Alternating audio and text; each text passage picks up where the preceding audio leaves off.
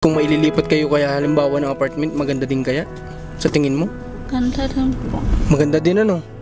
Hindi lang po, hindi na po makakabalik to. Pero kung ikaw tatanungin, payag ka ba na lilipat? Payag po.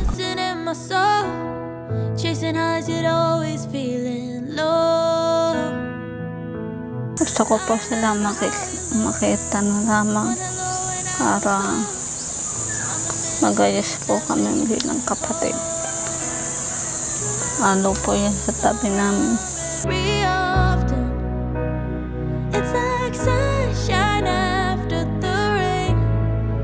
Napakasimpleng kahilingan, bakit hindi natin subukang gawa ng paraan?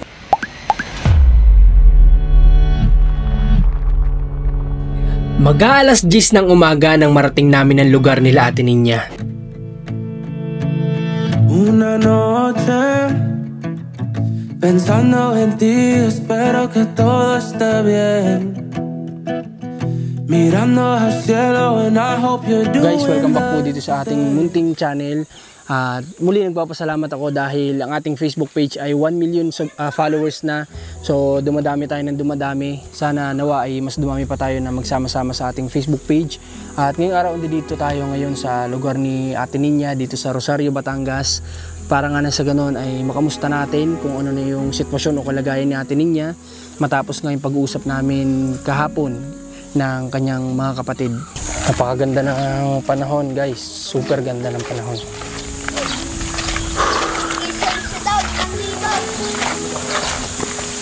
Grabe, sobrang bilis guys nung ano natin, nung page natin. Alam niyo siguro mga nung 2024, siguro mga mga months ng November ganon. Siguro parang mga ano pa lang tayo, wala pa tayong hindi ko alam kung may 500,000 followers na tayo, pero sobrang bilis ng grow nung channel natin nung nagkaroon tayo ng sunod-sunod na viral. Kaya maraming salamat din sa mga subscribers ko dito sa ating YouTube na sumusuporta din sa page natin. At syempre, yung mga solid natin dito sa Facebook page natin na talagang hindi rin naglalaktaw ng, alam mo yun, God upload natin, sinishare din nila yung mga videos natin, nagla-like, nagko-comments. Maraming salamat talaga. Sobrang appreciated po yung effort na binibigay ninyo sa ating mga vlogs. Thank you. Sana marami pa tayong matulungan din. Okay. Tinin niya. Magandang araw po. Malapit na pala ang pasukan, ganito. Sasagutin namin yung sasagutin namin yung mga gamit mo ninyo, ha? Bibili ka namin ng mga gamit. Di ba may binigay ka sa akin listahan? Lahat yun bibili namin, ha? Para na sa ganun makompleto ka ng gamit sa pagpasok, ano? Sila nga ho ng bag. Lahat natin kukumpletuhin natin yan. Siguro yung bag mo matagal na. Matagal na nga ho. Porong bigay. Grade 1 pa? Ako, yan po. Hala. Porong bigay. Sige nga, kunin mo nga, titingnan ko. Tingnan natin guys yung bag na sinasabi ni Ninyo. Laruan. Ha? Nilagyan po laruan. Nilagyan laruan. Sabi ko bigay siya sa tutulong. Ay, oo nga. Magdala ka na ng sakaw. Buti na lang din matibay itong gantong bag. Ito yung tela na ay. Oo, ito ay matibay. Kaya tumagal ng isipin nyo simula grade 1. Tapos anong grade ka na sa pasukan? Ninyo? Oo. Tignan nyo, ibig sabihin halos magsi 6 years na niya na gagamitin yun kapag natapos pa niya itong isang taon na ito. Siya, Ate Ninya, hindi pa ba siya papasok? Hindi pa? Hindi mo na ho. Kasi nga ho, mga anak pa ako. Mga anak ba? Yan ho muna ay tutuloy pa. Wala na akong ginawa kundi maghahatid. Wala kasama yan sa bahay. Ba't ilang taon na ulit siya? 4? Dapat pwede na siya sa pag nag 5 years old. Pwede na nga siyang pwede na siya sa nursery. Hindi, tama-tama na. Madali na. Pwede na sa nursery natin niya. Para na sa ganun may natututunan na rin siya sana. Ikaw ba ninyo marunong ka na magsulat? Magaling na. Magaling na magbasa. Mabuti. May libro po ako doon. Alam mo magbasa? Yung mga grado mo nung nakaraang pasukan, may bagsak ka? Wala naman. Hindi ko na transfer na sa maestra. Okay. Yan ang pinag-aralan ng maestra. Kasataon naman nagpunta na sa meeting yan isang araw Anong plano yung tanghalian ngayon natin niya? Bago may ano pa ako doon, perfect attendance. Ay, may ganun ka? Perfect attendance? Anong... Tinan ko nga, kung meron nga. May certificate na binigay? O patingin, titingnan natin yung perfect attendance daw ni Ninyo para nang sa ganun ay makita din natin kung talagang pinagbubutihan niya din yung pag-aaral niya. Kasi tayo po ay willing tayo na tumulong sa pag-aaral din ni Ninyo para na sa ganun ay wow, galing ah. Ito, may certificate of recognition siya.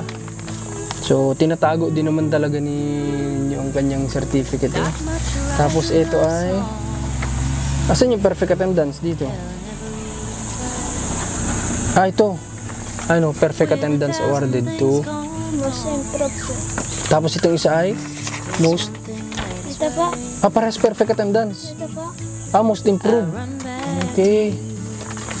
So, ibig sabihin ay itong bata na panganay ni ate niya, kahit na ganito lang yung sitwasyon ng buhay nila, siya po ay nagsisikap din sa pag-aaral. Kasi makikita natin yung perfect attendance niya. Diba? Na ibig sabihin, siya ay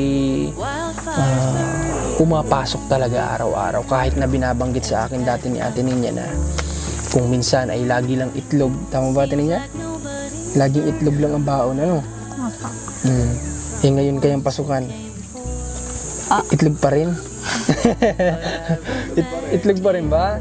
Hindi, siyempre, kailangan mababago na. Walang masama sa itlog. Walang masama doon. Dahil yun ay masustansyang pagkain.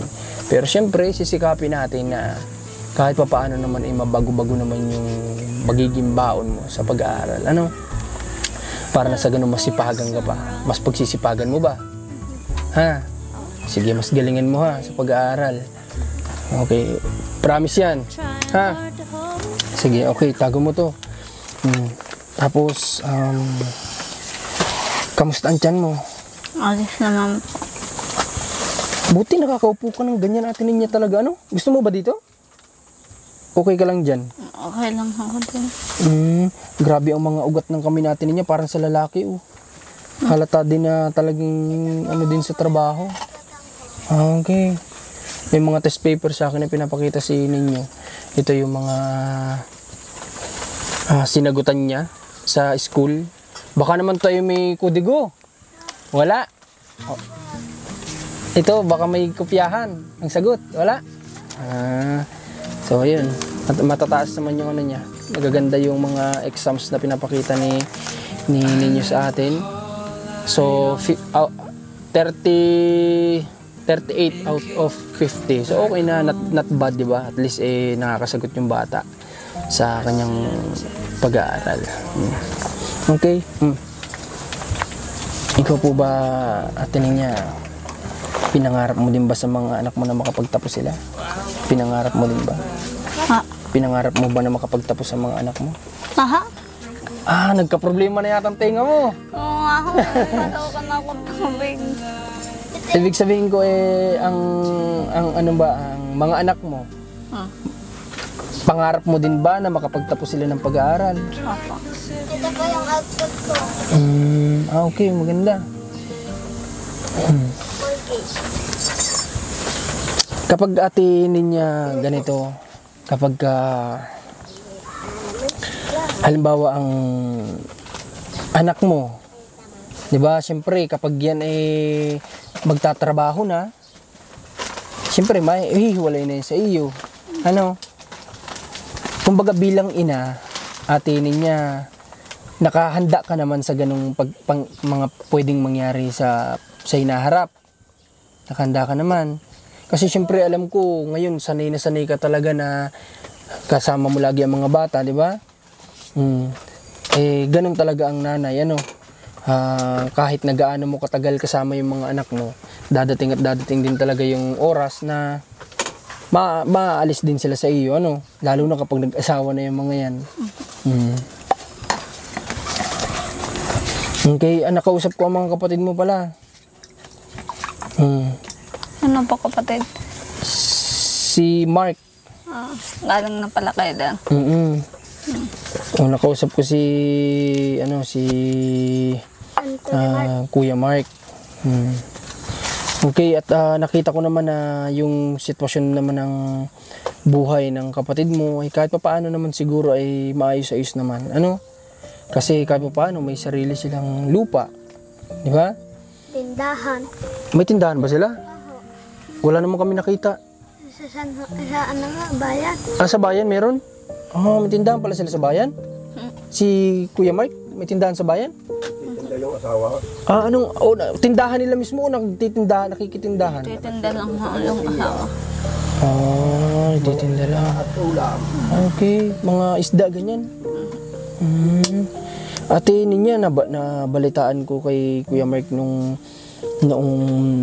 panahon na bata pa pala kayo na magkakasama kayo. Nung maagang nawala yung nanay ninyo, sila pala ay nagtrabaho na sa pagiging panadero, ano? Nakwento nila sa akin. Noong mga panahon na yun, nasaan ka nun? Natapos tatay. Nandito ka lang noon. Mga panahon na yun. Siguro maliit-liit ka pa noon. Ano? Parang ganyanin ho ako. Dito sa anak mong bunso, parang ganyan lang kalaki. Hindi kasi yun nga yung nasabi sa atin na maaga silang natuto din na magtrabaho. Dahil nga din sa kakapusan sa buhay, dahil sa hirap din sa buhay, natuto sila na kumbaga buhay na din yung sarili nila sa pamamagitan nga ng pagiging panadero sa ibang lugar. Yun yung sabi nila sa akin, yun yung kwento nila sa akin. Okay, so Ate Ninya, nakausap ko din yung isa sa kamag-anak mo na huwag ka daw mahihiya kung sakali man na ikaw ay may maramdaman sa tiyan mo. Ha? Ano po yun? Yung pinsan mo na natulong sa iyo. Ha? Si Ate Lynn. Kasi nga sabi ko, nag-worried kami na baka mamaya yung contact ninyo na service, mamaya wala dyan. Kasi hindi naman every time nandiyan yun sigurado, di ba? Nagtatrabaho po. Nagtatrabaho din. Kaya sabi ko, sana naman ay naka-ready, nakahanda lagi. Na malapitan ng tulong kapag kakailangan mo. Pero ngayon, Ate Ninya, talagang wala ka pa nararamdaman sa tiyan mo? Nabukol lang po. Magalaw ba siya? Anong pakiramdam mo? Magalaw po siya paggabi. Nabukol po. Pag po gabi, mabigat ho ang sarili ko. Magalaw po siya. Para po naglalaro. Ay, ganon. Apo. Nabukol po. Ibig sabihin sa pakiramdam mo ay okay naman siya. Apo. Okay. Grabing tibay ni Ate Ninya, guys, sa pagbubuntis niya. Kasi hindi lahat ng buntis kaya kung umupo ng ganito. Dito pa lang, bilib na ako Ate Ninya, nakakaupo ng ganito. Akala mo hindi lang buntis. Kanina nakita kita pagdating ko. Namumulot ka ba ng sampalok? Nga. Namumulot ka ba ng sampalok? Kanina? Bakit? Bakit ka namumulot? Wala lang ho. Susuka ko lang. Anong gagawin? Usuka. Pansuka ho. So, ano? Pansuka. Suka? Nagkakuha ba suka ang sampalok? Apo. Oh, hindi ko alam yun. Meron na kayong nagawa? Wala pa? Meron na po. Nasaan? Patingin nga. Narong kabilaan. Oh, grabe. Ginagawa palang suka ang sampalok? Bibili naman niya. Gumagawa ka ng suka, gawa sa sampalok, tapos ipinagbibili mo. Magkano ang nasa bote Ate Ninya? Sa 30 lang po. 30 pesos? Okay. Ganito, tapos paano ang gagawin dito para maging suka Ate Ninya? Bibilugin ho.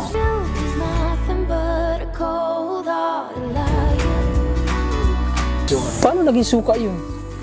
Hindi sinusuka yan sa mga isda. Pagka Kung siya na lamas sa tubig, kukunin ng katas. Ganun. Tapos yung asim na nun, yun na yung pwedeng suka. Alisin na hambak. Pero kadalasan Ate Ninya yun, ginagamit lang sa pag-aasim ng isda. Apa. Ganun Kasi masarap nga naman mga kabayan ang asim ng isda. Alam ko sa mga mamis diyan na nagluluto ay iba talaga yung lasa ng kapag pinang-asim mo yung natural na sampalok, di ba? Noon Ate Ninyang mga time na hindi ka pa buntis, yung pagtatabo na ginagawa mo, di ba? Di ba sa mo nagtatabo ka? Ano yun, may ipinagtatabo ka dito ng mga bahay-bahay o wala? Dito lang talaga sa bahay nyo? Dito lang po sa bahay. Dito lang talaga. Okay. Kasi guys, akala ko, ginagawa natin niyan trabaho yun. Yung may pinagtatabo siya, ganyan. Pero yung pala ay pang dito lang sa bahay talaga nila. Kasi nakikita ko sa muscle ni ate niya, ang lalaki na ng muscle niya. Kitang-kita natin na batak din sa sa pagtatabo. Kung ikaw ate Ninya, ganito, anong gusto mong sabihin sa mga kapatid mo na sila ay, ang request nila sa amin ay ganun din, kaparas din ang request ng karamihan na yun nga na kayo ay mahiwalay. Ganun, anong gusto mo naman sabihin sa mga kapatid mo? Anong gusto mo sabihin sa kanila? Anong gusto mo sabihin sa mga kapatid mo nang kagustuhan naman nila ay ganun? Sa akin po, gusto ko po sila makita na lamang para magayos po kami bilang kapatid. I was sleeping with the light on. Lalo na si Kuya Aris. Yung pong isa umiimik ko sa akin, yan lang hindi. Si Kuya Aris hindi talaga. Pero ate niya, nakita ko kasi sa personality ni Kuya Aris, tahimik lang talaga siya. Tahimik na tao. Opo, tahimik po. O kasi nung nag-uusap kami, hindi siya nagsasalita. Si Kuya Mark lang yung nagsasalita. Ang po na yun nakita ko yari. Ha? Ang po na yun nakita. Sila, nagsama sila na para makakwentuhan ako. Pero, hindi siya nagsasalita. Sadya po yung ganyan. Kaya siguro hindi ka din iniimikan kasi ganun talaga yung personalidad niya. Hindi siya yung makwento, hindi siya maimik, hindi siya palabati. Baka atinin niya ang kinakailangan, ay inaantay niya, ikaw siguro yung bumati sa kanya. Sinubukan mo na ba? Sinubukan mo na ba siyang batiin? Kahit naman po batiin, hindi naman umiimik. Ay, ganun. Opo. Sabi mo, hindi mo pa sinubukan. Subukan mo. Minsan, subukan mo, kuya.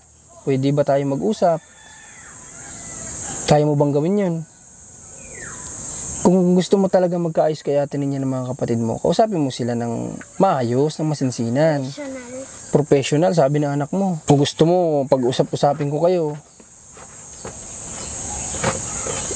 Okay ba sa'yo yun? Okay sa'yo? Gusto niya ay magkaayos-ayos na lang daw sila magkakapatid.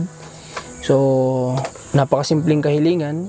Bakit hindi natin subukang gawa ng paraan para naman magkaayos-ayos sila magkakapatid? Kasi nga po, sa buhay ay napakabigat talaga kapag alam mo yun, may isang kapamilya mo na galit sa iyo, mabigat ang loob sa iyo, mabigat po yun sa buhay. Kaya dito pwede nating umpisahan na sila, ng mga kapatid niya ay maayos. Kasi di ba sabi mo din, noong mga bata kayo, ayos yung relasyon yung magkakapatid, masaya kayo, di ba? O yun din ang kwento nila sa akin, ayos naman daw kayo. Baka pwedeng maibalik yun kahit paano. Okay ba sa'yo? Ha? Apa. Sige, susubukan ko yung mga kaya ko atinin niya para kahit paano magkaharap-harap ulit kayo magkakapatid. May paliwanag mo yung side mo sa kanila. May paunawa mo sa kanila. Kung ano naman yung pinagdadaanan mo sa buhay para mas maunawaan nila, kasi baka mamaya hindi nila masyadong naiintindihan din yung side mo. Diba?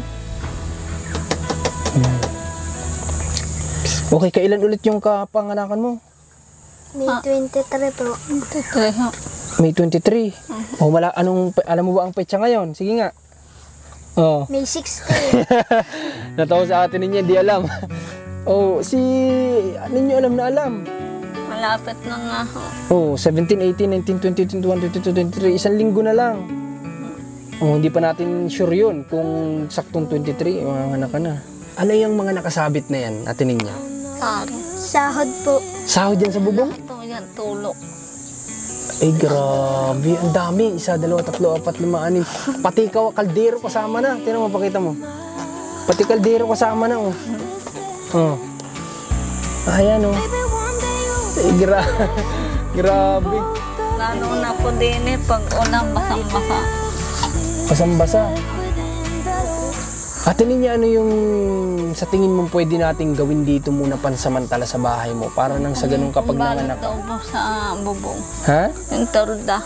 Torda po. Sa tingin mo okay yun? Apa. Pangsamantala para kayo ay hindi mabasa kapag nanganak ka? Hanggang doon daw ko sa kusina. Hanggang saan? Yan lang. Alay, walang ganyan. May ano ako sa inyo, mayroon ako sa inyong i-offer. Gusto nyo ba mag-ano muna kayo hanggat wala pa? Gusto nyo ba Upa. mangupahan? Ako magbabayad.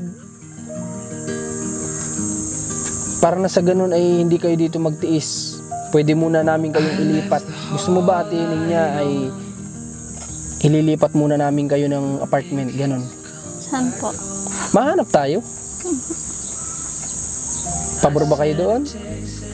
Mahanap tayo para na sa ganun ay hindi kayo dito naman mabasa kapag dumating ang tag-ulan kasi hindi natin, wala tayong kasiguraduhan sa panahon. Parang salaan. Oo, minsan kasi ang panahon, bibigla na lang ang ulan. So, paano kung nandito na yung bata? Kawawa naman. Ate Ninya, meron ako sa yung tanong. Sa dati mo ba, Ate Ninyang kinakasama, nakaranas ka ba ng pananakit sa kanya? Ha? Nakaranas ka ng pananakit sa dati mong kinakasama? Apa. Sinasaktan ka? Totoo yan? Lalo po si Terio. Malimit po ang aming away. Malimit ang away ninyo. Dumating sa punto na Sinasampal po. Nagbabarit po siya. tapos, Kakaunin ko po, nagpapakaon po yung kanyang mama. Kaya ayaw po uwi, ang gusto po maglasing. maglasing. Tapos kapag uuwi, nag-aaway kayo. Apo. Doon ka na nasasaktan. Apo. Nananampal po. Nakita po namin, sinasampal doon sa tubigan. Nakita ninyo. Bago Kaya po habol sabi ko yung mamay isang bayaw ko, yung kapatid. Maghiwalay na nga po kami, hindi Pati ba itong mga bata nasasaktan niya? pa. Pati ang mga bata sinasaktan? Ano, Itong dalawa? yung po akong nag-asawa, iwan ko yun. Sininyo. Naiwan dito. Ang kasama mo lang siya. Ito ba sinasaktan? Hindi naman. Ari po, yung pong narito na sa tiya. Nasa tiyan pa lang siya noon. Na ako dito. Okay. Kaya, Bali, ibig sabihin, ikaw lang yung nasasaktan talaga. ako Ng asawa mo. At Ninya, buti sa dinanas mo na yun sa asawa mo, hindi ka po nagkaroon ng trauma. Hindi naman. Alam mo yun, yung parang takot ka na lumapit sa ibang tao na Trauma. hindi ka naman nagkaroon ng trauma. Tapos minsan, kapag may nakausap kaming ganito, guys, alam mo yun, yung sa pananakit sa kanya ng kinakasama niya. Nagiging parang immune na siya. Tapos parang imbis na matakot, hinahanap-hanap na nung katawan niya yung pananakit hanggang sa minsan siya na mismo ang nagsasakit sa sarili niya. So may na-vlog kaming ganyan sa channel yun ni Commander na pati siya mismo, sinasaktan niya na yung sarili niya talaga. Kasi nga, nasanay na siya na binubugbog ng mister niya. Kaya pati siya, sinasaktan niya na yung sarili niya. Parang hinahanap-hanap niya yung sakit. Buti hindi ka naman umabot sa ganun. Hindi naman.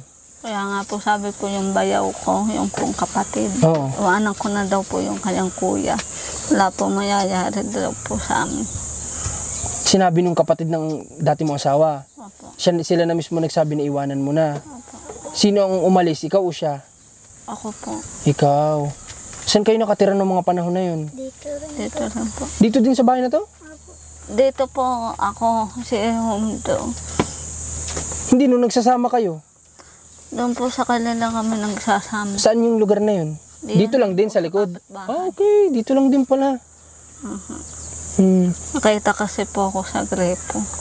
Ano yan? Nakita ko sa gripo, tapos Yun po, nagpulong-pulong. Hanggang sumama po ako sa kanya.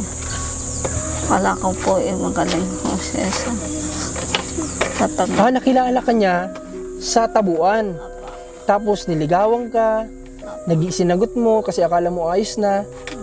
Tapos nung pagdating sa huli, sinasaktan ka. Okay. So bago tayong kwentong nalaman kay Ate Ninya tungkol din sa fast na life niya. At least kahit paano mga kabayan, alam natin na si Ate Ninya ay may mga ganong dinanas, so mas mauunawaan natin yung kanyang sitwasyon, di ba? So, kaya natin ito tinanong kahit na dapat hindi na pag-usapan yung fast life niya about dito. Pero, sa pamamagitan nito, mas mauunawaan natin, di ba? Kasi minsan, hindi natin maunawaan yung bagay kung hindi natin alam yung pinagdaanan niya sa mga nakalipas na buhay niya. Kaya nga sabi ng iba natin manood, sa atin niya ay parang nakakalungkot yung pinagdaanan din sa buhay. Alam mo ba na yung mga kapatid mo naman ay nauunawaan ka naman nila? Alam mo ba na sila, nauunawaan ka nila, sinabi nila sa akin? Naku naman po yun. Alam mo naman. O kaya nga sabi ko, mas maganda na may sa'yo mismo manggaling para mas maunawaan pa nila lalo. Ano? Ang tagal ko na nga po sila. Hindi nakikita. Ay, gano'n. Ano na po yung hipag ko, kamangkin ko. Alam mo, nakita ko parang mabait din sa'yo noon ang hipag mo. Di ba? Mabait naman po yun. Sige, Ate Ninya, ngayon, gusto ko sa'yo marinig kung gusto mo talaga magharap-harap kayo. Sabihin mo po sa camera natin kung talagang willing ka. Willing ako. Kung handa ka na makipagharap sa kanila. Ha? Kung handa ka na makipagharap din sa kapatid mo. Willing Ha? magkasundo. Yun lang yung hiling mo sa ngayon. Makaharap sila. Okay. So, hindi natin ipagkakait yung simpleng bagay ng gatin niya. Pero sana, sa pag-uusap na yun, ang mangyari ay magkaayos silang magkakapatid. Maayos yung relasyon nilang bilang magkakapatid. Yun yung gusto ko naman sana na mangyari kapag nagkaharap-harap sila. Yung yakapin ulit nila ang isa't isa. Diba? Kasi yun yung nawala sa kanilang magkakapatid. Kahit na sila may mga pamilya na, magkakapatid pa rin sila. Diba? Ang sarap kaya tingnan ng, alam mo yun, sa isang magkakapatid na kahit na may mga kanya-kanya ng buhay, ay kapag nagkasama-sama ay makikita mo pa rin yung parang bata pa rin sila na talagang nagkukulitan, di ba? Nagkukwentuhan tungkol sa mga nakaraan nila dati. Hindi naman naglalaro. Sobrang naman yung naglalaro. Batang-bata naman na yun. Batang bula. Batang bula. Okay. So, ngayon ay ganito. Asan si tatay pala? Tay! Halip po kayo, tay. May simpleng hiling lang sana ako sa iyo. Dahil nga sa halos araw-araw na pag-inom ng kanyang tatay ay naisipan namin na gawin ito para nang sa ganon hanggat naririto pa si Ate Ninya kung pagbibigyan tayo ng kanyang tatay kahit papaano hanggat naririto pa sila Ate Ninya ay yung mga bagay na pwedeng mangyari ay kahit papaano'y baka sakaling maiwasan. Sana po ay mapagbigyan nyo din ako tay sa simpleng hiling lang naman. Upo kayo dito. Sige. Ganito po tay. Ako sana ay gusto ko sa inyo pa ring magpaabot ng tulong kagaya ng cash assistant, tapos ng kung ano man bigas, groceries. Pero tay, sana mapagbigyan mo din ako na pwede nating hindi lang bawasan, pwede nating itigil din yung pag-inom natin.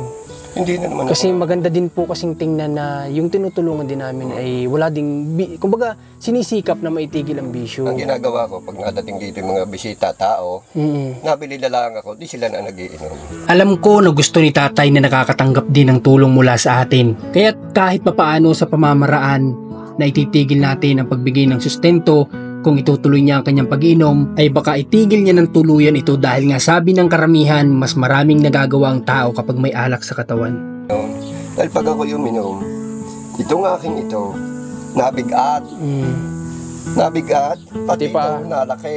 At ng mga oras nga rin na ito na nagsasalita si tatay ay hindi niya rin siguro alam na halos lahat ng nakapaligid sa kanya ay sinasabi sa ating halos araw-araw siya na nagiinom. Hindi naman makaya na rin dalawang gari. Kaya sabi ko diyan, yaan mo kung ako'y nabili, pag may nadating ng bisita, ay di sila lalaan muna. Ano kang problema noon? No. Dahil Kaya tay, hindi syempre, naman maiiwasan mo yung may nadating. Tulad kahapon, nagparito. Ay sabi ko pinsan, wala akong pera may ibili din eh. Huwag ka na munang uminom. Ay di bumili na lala sa yelo, umuwi ng pakalila. Oh, ay kako wala yan. Ang gagawin ko, ay kama ka naman din, 200. Tsaka sayang din tayong pwede na nating ibili ng pagkain yun. Yun. Oh, Ha, tay ha? Basta tayong kahilingan ko sa'yo ha. walang problema. Lalaki sa lalaking usap tay ha. Tinan niya. Hawakan mo po yan. Diyan mo muna yung cash na yan ha. Gusto ko po kaya ako nakikiusap din kay tatay na para maiwasan yung paggastos sa napupunta sa alak. Para na sa ganun ay mapuntay sa pagkain. Kasi doon talaga dapat. At saka sa totoo lang atin niya sa Bicol, kapag ka nalalaman namin yung tinutulungan namin, alam mo yun, may bisyo, na isa yun sa talagang nagpapahinto sa amin. Kasi masarap din naman po baga na ang tinutulungan natin ay yung naiiwas kung dati silang may bisyo, ay kaya nila, na utay-utay nila maitigil. Kung kayang itigil talaga ng biglaan, maitigil Yun lang naman ang kahilingan ko sana, ha? Okay, kapag alam nyo ganito yan, mabilis ang mga tao, mabilis yan magsabi. Kapag makita nila na nagiinom si tatay, sasabihin agad sa amin yun. Yun na lang usap natin ha, kapag nabaltaan namin yun, ay baka muna kami, laylo muna, Kaya si tatay ay mabawasan sana muna. Hindi lang mabawasan, matigil na sana. Ha? Okay. Sige. So, ngayon, atinin niya. Kaya ako din nagpapatuloy ng pagbigay sa inyo kasi assistant. Kasi nga, ikaw po ay may dinadala. Ikaw yung mas nakakaalam ng pangangailangan mo dito. Hindi kami. Kasi hindi naman tayo 24 hours magkakasama dito sa bahay nyo. Ikaw ang nakakaalam higit na kung ano yung kailangan mo. Diba? Gulay, isda, para sa bata, para healthy siya, Ginagawa ko po yan para sa anak mo din, Kasi may anak din ako ay dumaan din si Commander sa pagbubuntis. Kaya alam ko kumbaga, yung hirap kapag may gusto ka bilang isang ina na may dinadala tapos hindi mo makuha o hindi mo man lang makain o hindi mo man lang mabili. Kaya po, binibigyan ko pa din sila ng ganito para nang sa ganun, pag may craving si ate Ninya, mabili naman niya, makain naman niya para sa bata. Diba? Basta't yung masustansya, ha? Okay. So, paano? Anong graduation yung sinasabi ni, Kaya 18 po. Graduation para saan? 18 po. Sa relihiyon po. May graduation sa religion? Sabi ko nga po doon sa pinsan Sa Kristan? Catholic baga kayo? Niyakan lang. Okay. Sa Kristan ka baga? Sa Kristan pala ito si, Magdadala daw Sabi ko nga po doon sa pinsan ko, hindi po ako makakasama. Gusto po gawa po sarili ko, kaya na akong bahala din. Hihingi ako sa ina. Baon ko. Baon. Sige. Sige atin niya, ha? Huwag mahihiyang mag-message sa amin kapag kailangan ng tulong. Ha? At kahit malayo yan, makakarating naman kami. Kulang daw po ang inay gamot sa dugo. Naubos mo na yung gamot mo sa dugo? Naubos mo na? O meron pa? Last na ho mamaya ang inom ko. Last na mamaya? O di kailangan mag-consult ka dun sa kung itutuloy mo pa. Kasi may ibinigay yata sa iyong kung ilang piraso lang, baka mamaya hanggang dun lang. Maganda sana makapunta ka ulit doon sa Papabili na lang ang pagkapo. Pero kailangan malaman mo muna kung kailangan pang ituloy. Kailan ba po gusto mo bang magpatingin ulit? Tatang ko muna po sa pinsan ko. Magsabi kung kailangan ka namin samahan, di samahan kita. Ha? Kung busy ang pinsan mo, samahan kita. Bibili ka tayo sa susunod na tayo. Ha? Kung ngayon, sasabay kayo sa amin. Para? Sasakay. Para? Mamili. Bibili ng? Pang-ulam. Pang-ulam. Okay, sige. Mas maganda yun na nakikita natin na binibili din nila ng gulay, ganyan. So, tatay, sasama natin daw sila. si Ineng. Okay, sige. So, tara. Sama-sama tayo ulit. So, sabay daw sa atin sila Ate Ninya para nang sa ganun ay mamili sila ng mga gulay, ganyan, isda, o prutas na pwede niya makain. Mas maganda din po yun na sama-sama sila sa ating maganda para sure na yung pera natin binibigay, ibibili din dun sa gusto talaga ni Ate Ninya. Okay? Okay, bukan ka. Okay guys, so punta na tayo dun sa market na pinagbibilhan nila Ate Ninya para nasa ganun. Ano ba yung gusto mong bilhin Ate Ninya? Pang-ulam ko sa bahay. Ano bang madalas na inuulam mo? Manok po. Ha? Minsan ho, manok o isda. Pag po mahalang ulam, isda na lang ho. Okay, paras naman okay yun. Ano? Isda, masustansya din naman, ano? Apa. Maganda din yun sa'yo. Tapos bili ka din ng gulay, ha? Apa. Tininya. Okay. Pasensya ka na at hindi kita pwedeng bigyan ng talagang malaki na halaga, ano? Oo, binibigyan lang kita para, ano? Kuya Marcos, nalaglag yung stain. Oo, sige, para yung sapat lang para sa maibibili mo ng ano nyo, ano? Ano, nakarami, dala naman ako sa inyo yung isang sakong bigas grocery. So, ngayon, yung mga masustansya naman ang bilhin mo, ha? Okay lang po yun. Sige, sabihan mo si tatay at niya na maitigil niya yung pag-iinom, ha? Kasi yan po yung isa sa magpapatigil sa amin sa pagbibigay sa iyo talaga. Sa totoo lang, ang dami na nagsasabi sa akin na huwag na nga kayong bigyan ng cash kasi nga baka pwedeng may pang-inom ni tatay. Pero, kaya ako nga din kayo binibigyan, kagaya na sabi ko nga kanina na may mga pangangailangan ka kasi, di ba? Bilang ina na buntis, ano? Kaya binibigyan pa rin kita. Pero yun nga lang sana, ang kontrata ko naman ay patigilin mo sa tatay sa pag-iinom, ha? Para wala ding masabi ang tao na binibigyan kayo ng pera ay baka nailalaan sa pang-inom, ha? Okay, sige. Kung maililipat kayo kaya halimbawa ng apartment, maganda din kaya? Sa tingin mo? Ganda rin po. Maganda din, ano? Hindi lang po. Hindi na po makakabalik to. Wala namang problema yun. Kahit hindi. Ano? Pero kung ikaw tatanungin, payag ka ba na lilipat? Payag po. Papayag ka? Apa. Okay, so payag daw sa atin niya na mailipat ng apartment muna pansamantala para na sa ganun ay unang-una mas ano sila, mas maganda yung tutulugan, mas maganda yung ano nila, yung surroundings yung nakapaligid sa kanila, yung ano nila, yung tawag dito. Kumbaga ay ano, mas mailayo natin si Ate Ninya muna sa stress. Tapos alam mo yun, mailayo muna natin siya sa pwedeng makaapekto sa kanya habang siya ay nagbuntis. Okay, so sige, Ate Ninya, at pag-usapan ulit natin sa susunod, ha? Okay, sige po. Baka pwedeng bukas o sa isang araw. Basta mention mo kung walang sasama sa'yo, at tanongin ko yung pinsan mo, sasamahan kita.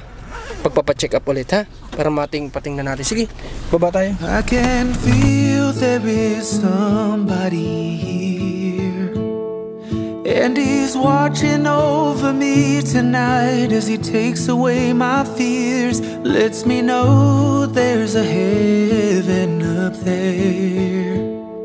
Yeah, he's reaching out his hand to me to wash away my tears. Oh, I know you and I praise you. Got my arms open for your love. Oh, I want to be near you. I hear angels from up above. They sing hallelujah. They sing hallelujah.